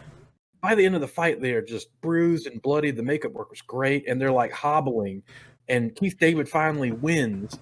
But then Roddy Piper cheap shots him and leg sweeps him and then pops the glasses on him. And then Keith David gets up and goes like, I will join your cause now. It's just like that. It's like settling things, not with words, but with fists and German suplexes. It was one of the best, just absolute visceral fights I've ever seen, but over the most stupid reason I've ever seen. But to this day, although I will say the bus scene in Nobody kind of, I don't know if it bests or not. I gotta watch the fight scene more. I gotta see that movie now. Nobody. If you haven't seen Nobody, really good. It's John Wick level. I don't know if it's at John Wick level, but let's just say that I'd love to see both characters in. You'd like to see the cross, yeah. Yeah, I like to see the crossover because Nobody was co-written by one of the writers on the Wick series. Man, that fight, I recall that fight with They Live, and man, I loved the mixture, and it was choreographed. But if you were to watch that start to finish, it was hard to tell just where that choreograph and where that wrestler,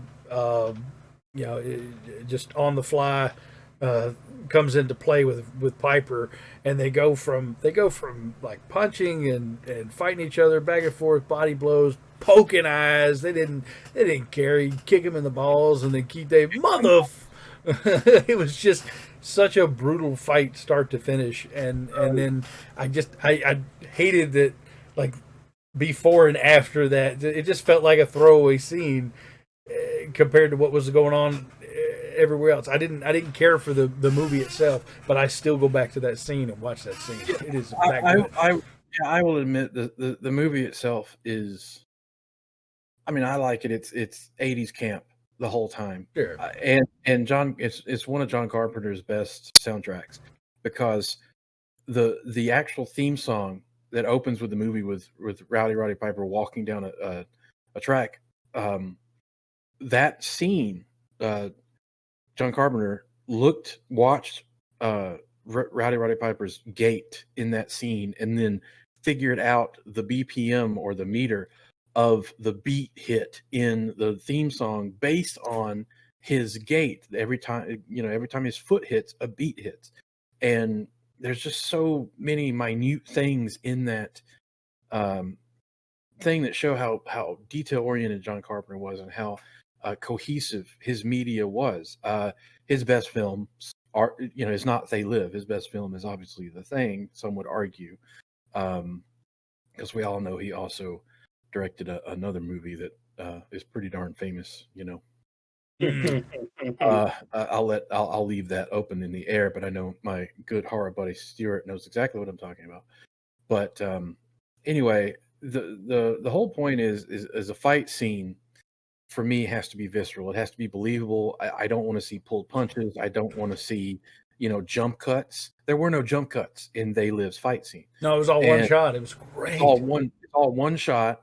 It was all choreographed before it went on. Piper was the guy who choreographed it. Piper actually taught Keith David how to pull a punch, but still make it look realistic, because that was the man's job, to act on WWE television, right, and pretend to fight guys, while still being physical and doing stunts. So Piper was the perfect man to block this choreographed fight scene off, and it hit.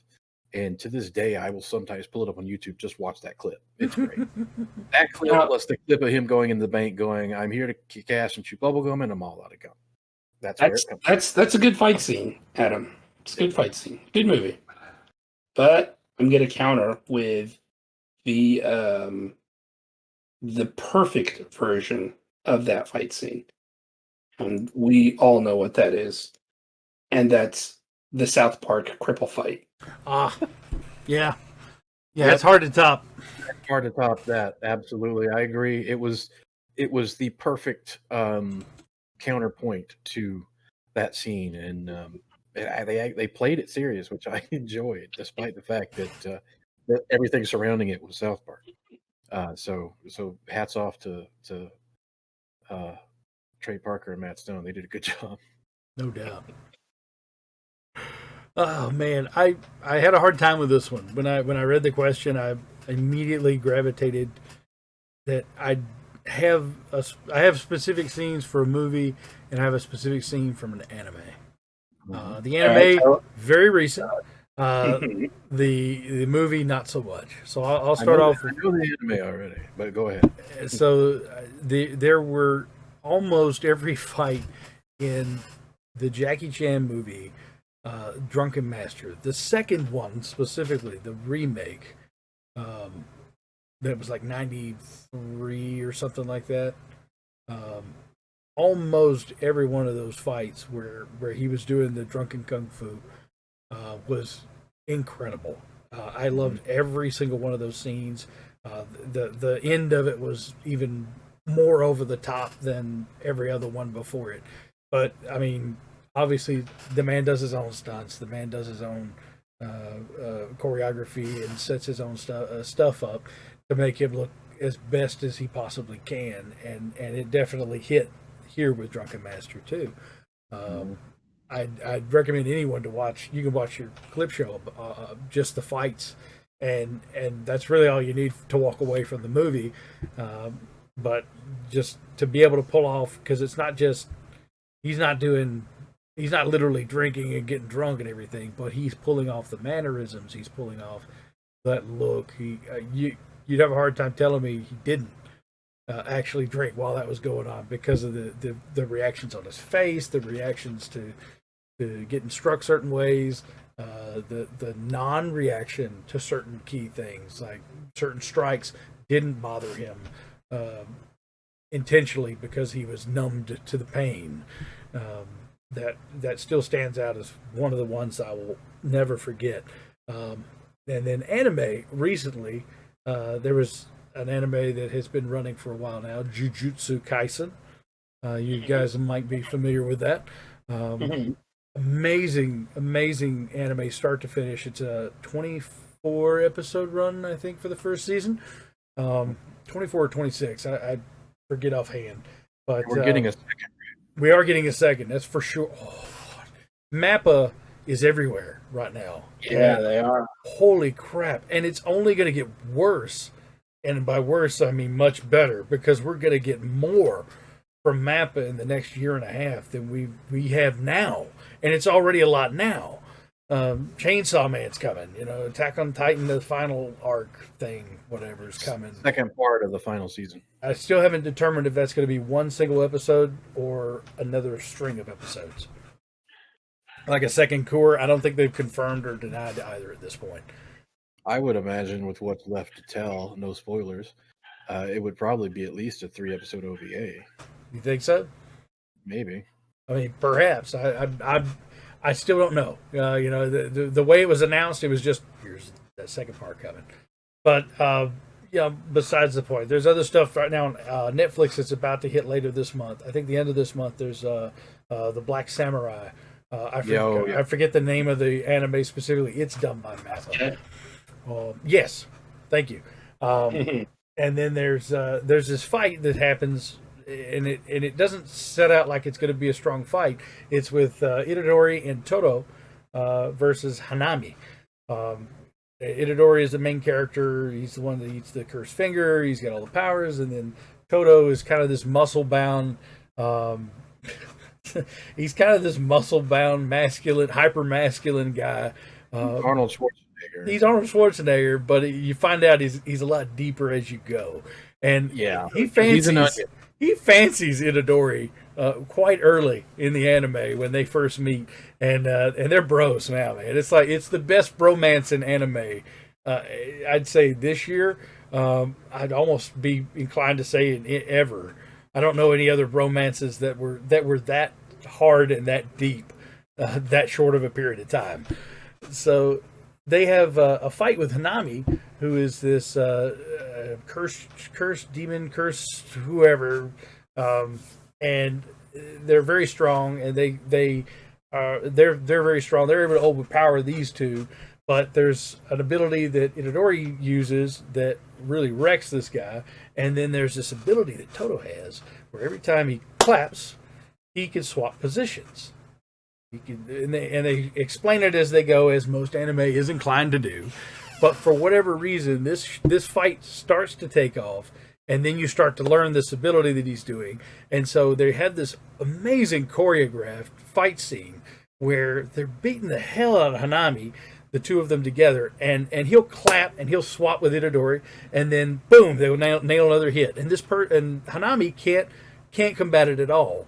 And there's such an interesting scene in that particular episode, and it's towards the late half of the anime. I think there's only about 4 or 5 more episodes after that. But there's this scene where they stop explaining and they just let the action unfold.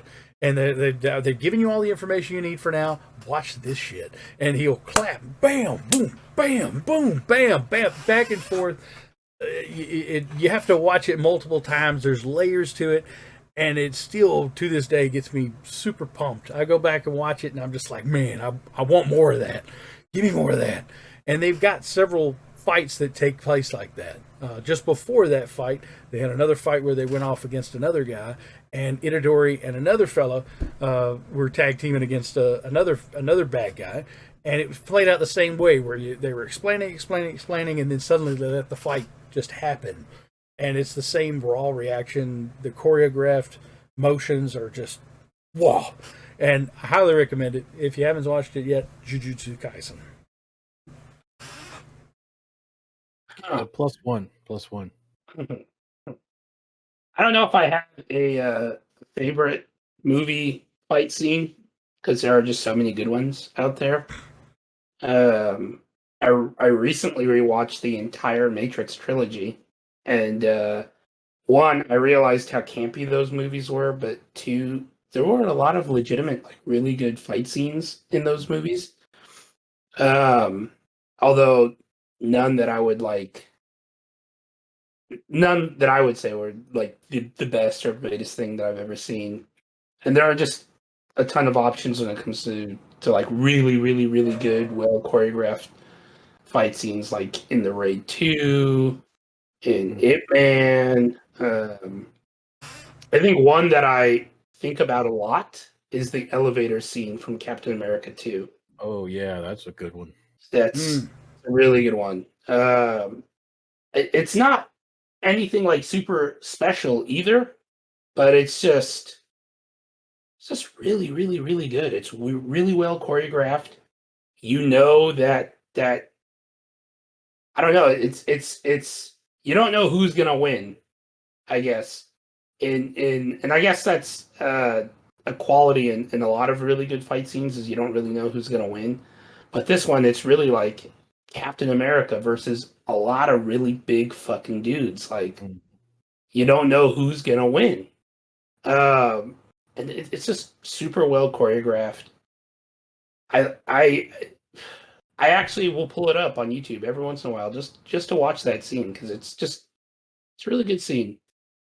And as far as anime goes, oh god, there are so many options to choose from. So many options. Anything involving Levi in Attack on Titan? Yeah. Well, I don't know.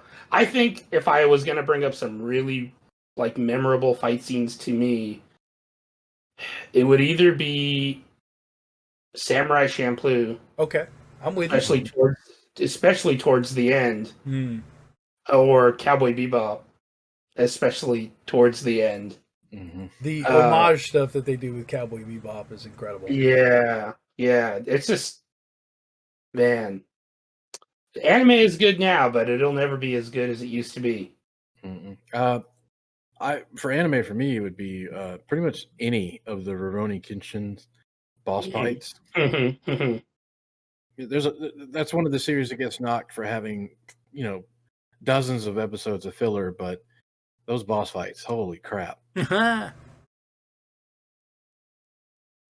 Yeah, that's God. There's just a lot of really good anime fight scenes out there. The Japanese, those people, they know how to fight. They do. Things that you'd say in World War II, but are not socially appropriate now. Yep. So, I know we're winding down here. So before we go, I wanted to bring up a particular topic that was pretty hot earlier today in one of the discords that we're all members of. I won't dox anyone, but the conversation popped up about the Switch being kind of a, play anywhere you want kind of console, and it brought up the topic of playing or consuming media while using the John, aka taking a shit. So, are we getting to see your John here? What are you doing? No, there's no John here. I just had to move it a little bit, get out of it. Just get it out of the way real quick,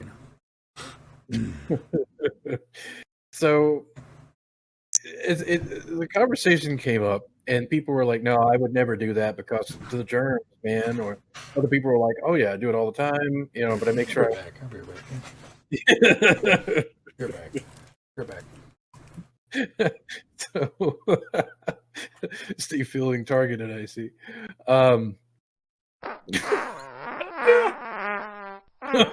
Okay, I hope he's.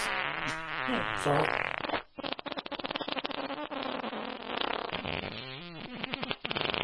Oh, man. Have you leveled up yet?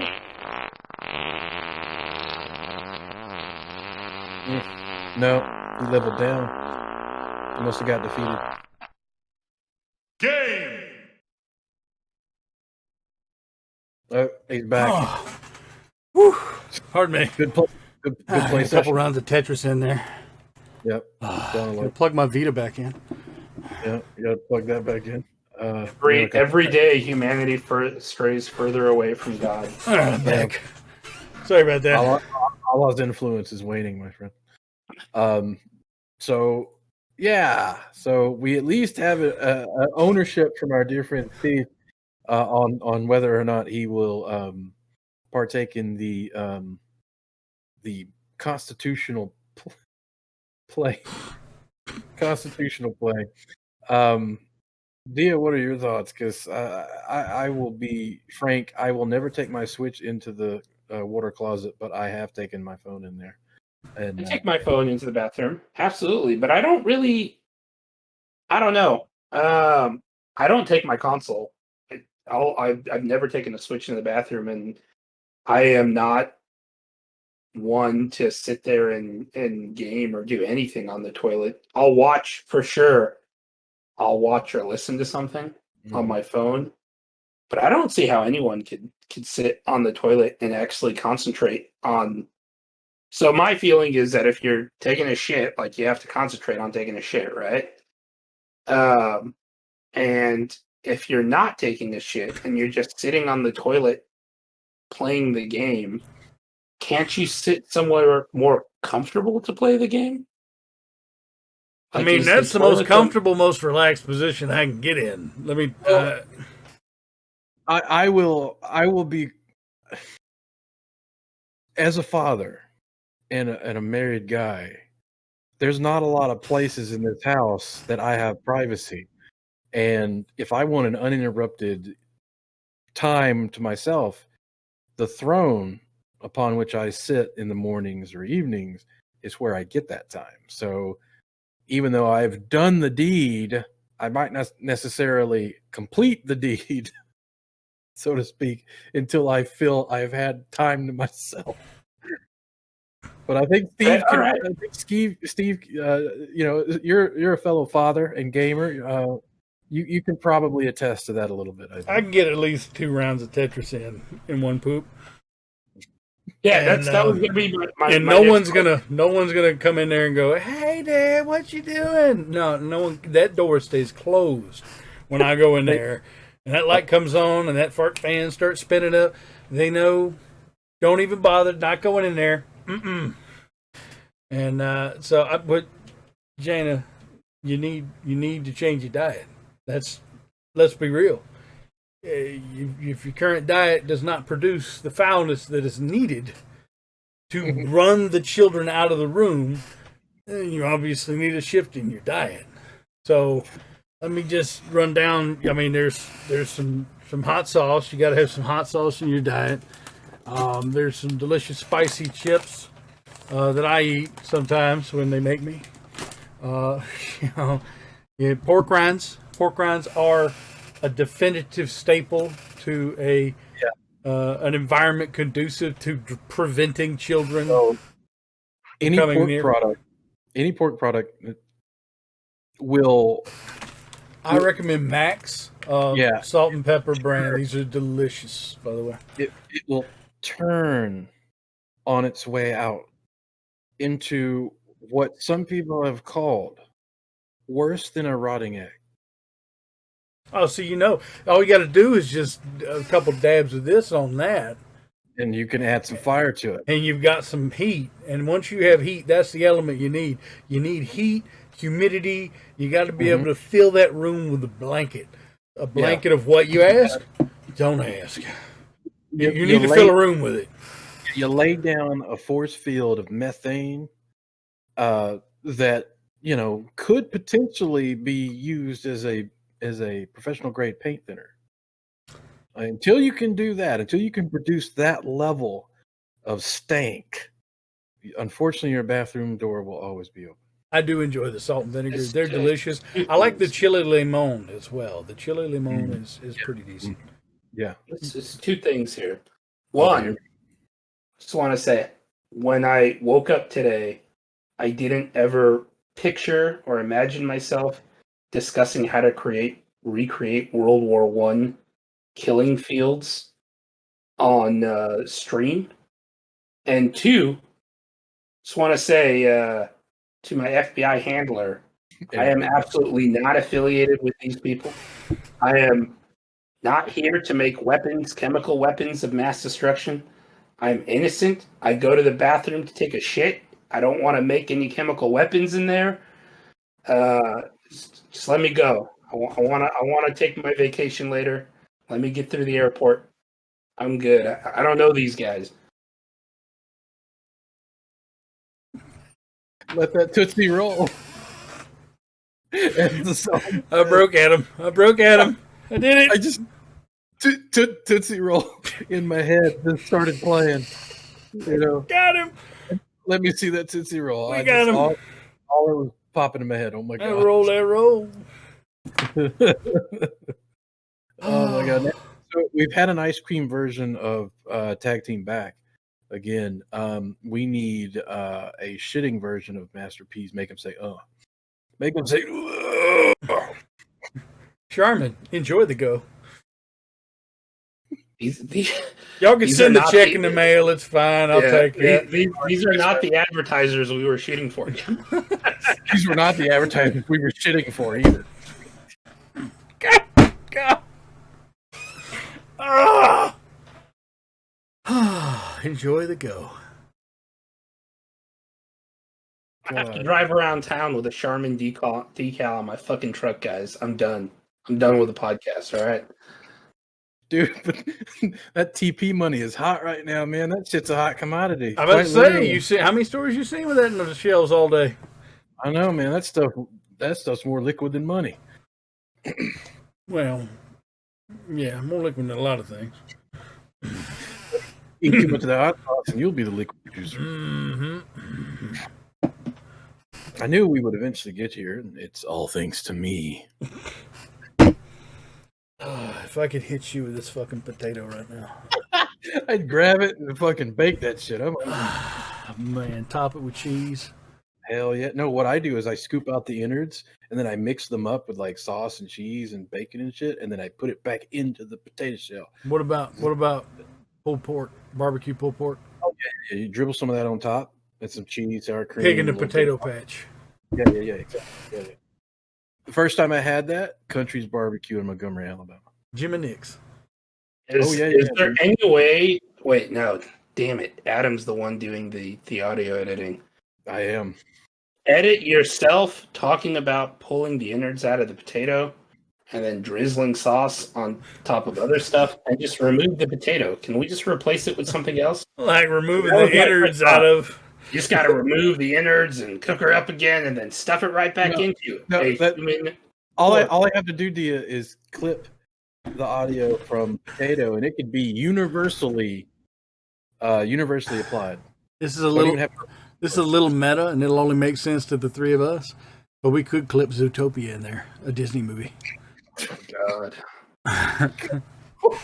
Oh no. That is a deep cut on episodes that we no longer even physically or digitally have. Oh no. That is a just so you know, that's a season 1 deep cut from 2015. It's insane. Steve went way back. I'm like time traveling right now. Oh man. That may have been the curry I ate, but anyway. Right. Fellas, that sound means that Ryan is definitely hearing us talk about him. Oh God. Yeah. That was pretty much his contribution to every episode. Am I calling him out now? I'm sorry. Hold on. Who am I? Yep. I heard 3 clicks before your software kicked in and muted it. So I heard 3 whole clicks on that whole keyboard. That wouldn't do. You need a louder keyboard. We need to be able to hear all the clicks, not just the first 3 before your software mutes it out. See, we didn't have the technology back then. We have the technology. 5 years have passed. Suddenly, technology for game control has reached massive new heights. Well, we were on Skype back then. Now we have Discord. And now I get to blame Discord for all this shit.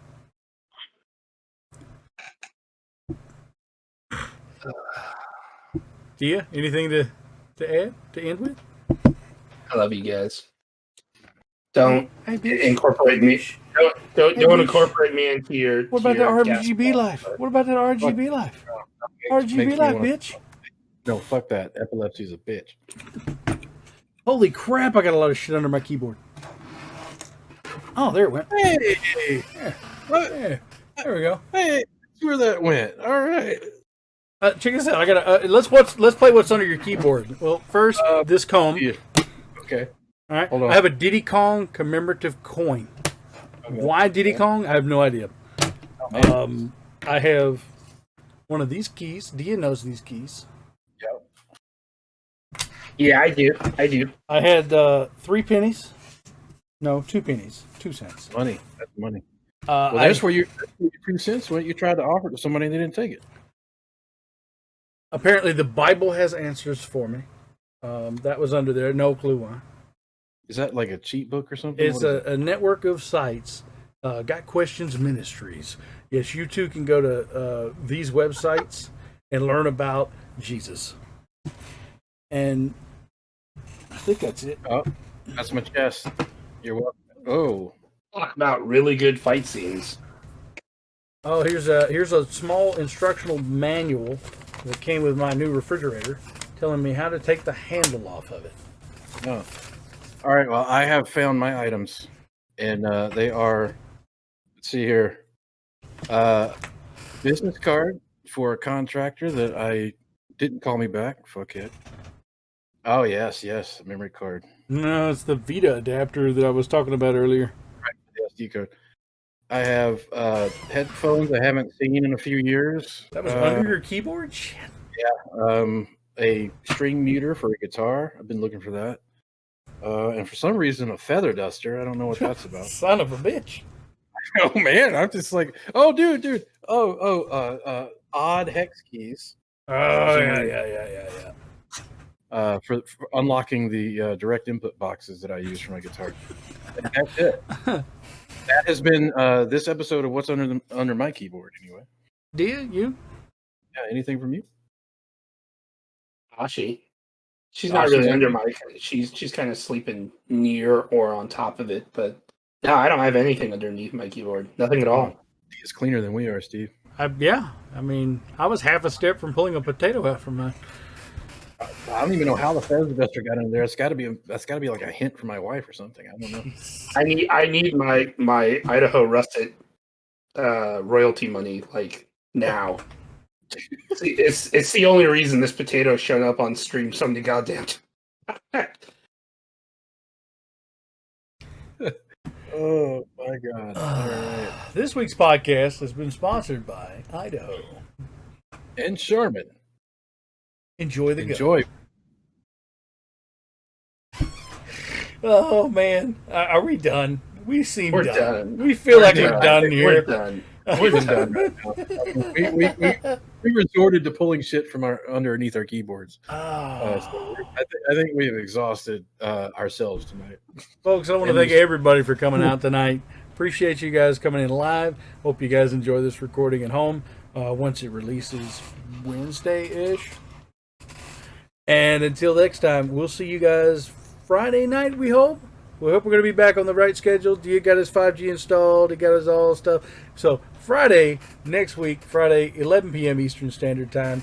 Till then, see you later.